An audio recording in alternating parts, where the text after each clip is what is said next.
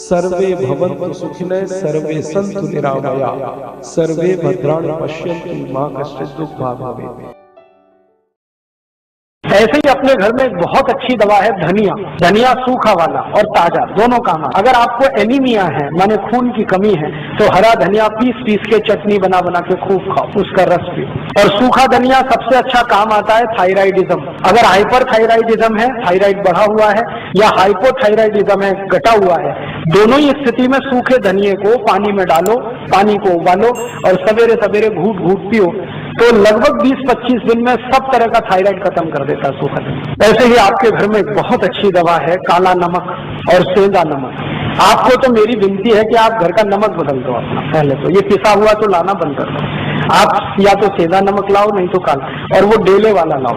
और सब्जी में नमक सब्जी बनाते समय डालो, सब्जी बनने के बाद नमक कभी मत डालो, क्योंकि सब्जी बनने के बाद नमक डाला तो वो जहर जैसा काम करता है। दाल बनने के बाद नमक डाला तो जहर जैसा काम करता है। और एक परंपरा बंद कर दो ऊपर से नमक डाल के खाने की। अगर कोई दिन आपको ऐसा लगता है कि नमक कम है तो कम नमक का ही खा लो, ये ऊपर से डाल के खतरनाक है। इसमें क्या होता है, दो चीजें होती हैं। एक तो जिसने बनाया है खाना उसका अपमान कर रहे हैं आप, उसको ये सिग्नल दे रहे हैं कि देखो तुमने नमक बराबर नहीं डाला है। भले आप बोले या ना बोले, उसको ये हर्ट तो करने ही वाला है, तो उसका अपमान कर रहे हैं और अपने शरीर का भी नाश कर रहे हैं। तो ऊपर से नमक डाल के तो खाना बिल्कुल बंद कर दो। थाली में नमक रख के बैठना, नमक जितना डालना है सब्जी बनते समय माने उबलना चाहिए, नमक डलने के बाद उसमें उबाल आना चाहिए। ऐसे ये बुरक के खाना ये तो बहुत खराब। जैसे हम सलाद पे कई बार नमक बुरक के खाते हैं, ये बंद कर दो। अगर कोई मजबूरी ही है, बुरक नहीं है, तो वो काला नमक थोड़ा बुरक लो और ये सफेद वाला तो बिल्कुल नहीं। तो इन चीजों से आप बहुत इलाज कर सकते हैं। नमक बदल दो, आपकी बहुत बीमारी चली जाएगी। और एक दो छोटी बातें बताता हूँ कि आपके घर में कुछ ऐसी औषधियां हैं जिनको दुनिया भर के लोगों ने आज मान्यता दे दी है। वो उसमें से एक है तुलसी। अगर तुलसी आपके घर में है, श्याम तुलसी घर में है जिसके पत्ते गहरे हरे होते हैं, तो आपके घर में सब बीमारियों का इलाज है। इस तुलसी के पत्ते का काढ़ा बना के जो भी पी लेगा उसको कभी चिकनगुनिया हो नहीं सकता, ये गारंटी मैं देता हूँ। और चिकनगुनिया ठीक होने के बाद जो सब शिकायतें हो रही है ना, अभी दर्द नहीं जा रहा है, कमजोरी नहीं जा रही है, एक ही दिन तुलसी का काढ़ा पी लो तो सब चला जाए। तुलसी जो है ना एंटीपायरेटिक है, माने बुखार से होने वाली तकलीफों की सबसे अच्छी दवा है तुलसी। कभी भी बुखार आ जाए तुलसी का काढ़ा कभी भी दो, भूलो ही मत। ज्यादा तेज बुखार हो तो तुलसी के काढ़े में अदरक का रस मिलाओ, नहीं तो सौंठ का पाउडर मिलाओ। और ज्यादा तेज बुखार है तो इसमें पीपर मिलाओ, छोटी पीपर मिलाओ। और ज्यादा तेज बुखार है तो नीम की गिलोय मिला लो या नीम के पेड़ की छाल का पाउडर मिला लो।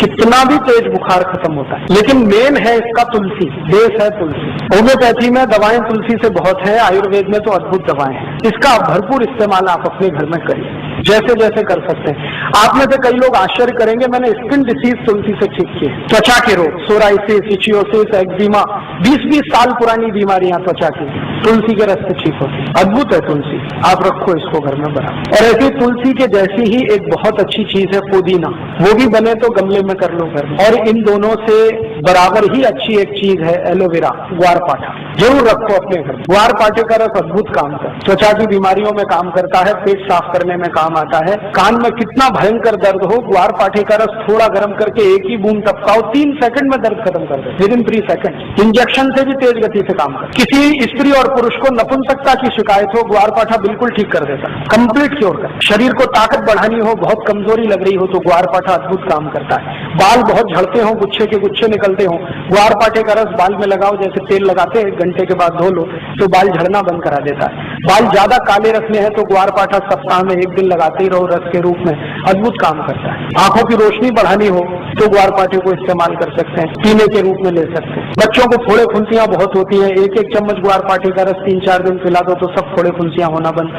गर्मियों में घमौरियां बहुत हो जाती हैं तो ग्वारपाठे का इस्तेमाल कर सकते हैं। मनुष्यों में, पुरुषों को एक बहुत खराब बीमारी होती है, उसको बार्बर स्टिचिंग कहते हैं। दाढ़ी बनाओ ना, उसके बाद लाल लाल फुंसियां हो जाती हैं, उनको बोलो कि ग्वारपाठे का रस लगा के फिर शेविंग करें तो कभी ये तकलीफ नहीं आती। एक दिन मैंने ये सब गिना तो 108 दवाएं हमारे रसोई में हैं, 108, और इनसे हर बीमारी ठीक हो सकती है। कहीं घर के बाहर जाने की जरूरत ही नहीं है। और मैं तो सबको चिल्ला चिल्ला के कहता हूं कि आप बीमारी से नहीं, डॉक्टर से बचो। बीमारी खतरनाक नहीं है, डॉक्टर खतरनाक। एक बीमारी से दूसरे में फंसाएंगे, दूसरे से आपको तीसरे में ले जाएंगे, ठीक ही नहीं होने देंगे। और आजकल डॉक्टर जो दवाएं आपको खिलाते हैं ना, वो दवा अपनी माँ बहन को कभी नहीं खिला सकते, ऐसी दवाएं आपको खिला देते। जिन दवाओं पर कोई क्लिनिकल ट्रायल्स नहीं हुए हैं, जिन दवाओं को किसी ने अप्रूव भी नहीं किया है, उनको धड़ल्ले से प्रेस्क्राइब करते हैं, क्योंकि कमीशन मिलता है। और ये कमीशन खोरी इतना बढ़ गया है कि अब अच्छा डॉक्टर चिराग लेके ढूंढने निकलो तो कोई एक मिले, मुश्किल से एक मिले। इसलिए आप इनसे अगर बचे रहें तो आपकी जिंदगी बहुत सुरक्षित रहने वाली है।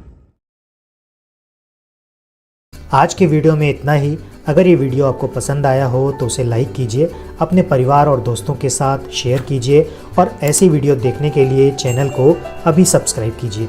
धन्यवाद। वंदे मातरम।